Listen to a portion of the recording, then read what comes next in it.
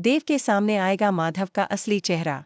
वसुधा से शादी के पीछे छुपा है एक खतरनाक मकसद। दोस्तों, वसुधा की जिंदगी में एक बार फिर तूफान आने वाला है। जी हाँ, कहानी अब लेने वाली है एक जबरदस्त मोड़, क्योंकि माधव वापस लौट आया है। वो माधव जो कभी वसुधा की फीलिंग्स की कद्र करके उसकी जिंदगी से चला गया था। लेकिन इस बार उसकी वापसी महज एक इत्तेफाक नहीं, बल्कि एक बहुत बड़ा प्लान है। माधव की वापसी और मासा की साजिश। वसुधा के पापा और मासा अब किसी भी हालत में वसुधा को इस घर से दूर भेजना चाहते हैं।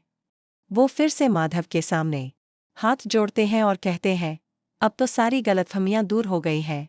अब तो वसुधा से शादी कर लो। माधव भी तुरंत हाँ कर देता है, लेकिन क्या उसकी हाँ के पीछे प्यार है या कोई और मकसद? देव की उलझन और मेघा की चाल। वहीं देव अब भी कंफ्यूज है। उसे खुद नहीं पता कि कब और कैसे उसे वसुधा से प्यार हो गया। लेकिन अब जब वसुधा किसी और की होने वाली है, देव की बेचैनी बढ़ने लगी है। इधर मेघा भी नहीं चाहती कि वसुधा और देव एक हो पाएं, और इसी वजह से वो अपनी नई चाल चलने वाली है। हाई वोल्टेज ड्रामा मंडप पर अब कहानी में धमाका तब होगा जब देव के सामने आएगा माधव का असली खौफनाक चेहरा। उसका मकसद है किसी भी कीमत पर वसुधा को हासिल करना, चाहे इसके लिए उसे कोई भी हद क्यों न पार करनी पड़े।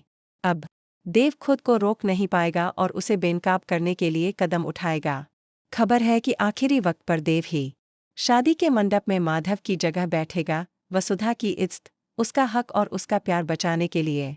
अब सबसे बड़ा सवाल ये है, क्या वसुधा और देव एक हो पाएंगे या फिर से किसी और की साजिश उनका साथ तोड़